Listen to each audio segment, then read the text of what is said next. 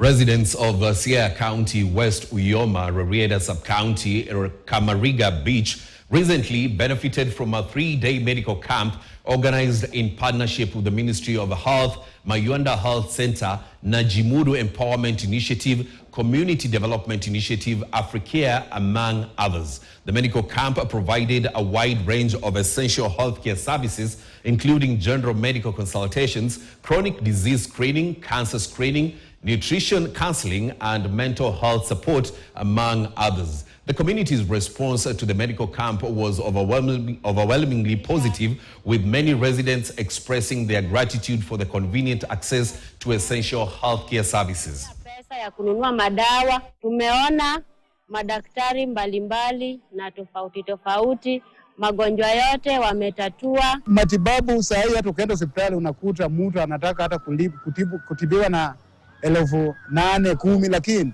saa hii pesa nayo hakuna. Sasa tunashukuru nyinyi kwa kutuletea matibabu ya bora. Kuna shida ya mgongo hii ya mfupa.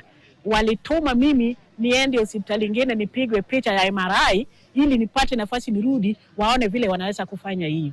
Sasa mimi hata sasa ninalia tu, hata mzee yangu kumbe angekuja hapa angepata majibu mzuri kabisa. I want to appreciate this community because so far we have experienced a very good turnout, and it's impressive that the community has owned up to this initiative. We have identified and inspected a couple of cases that we could clearly point out that have been something that have been tied to climate change.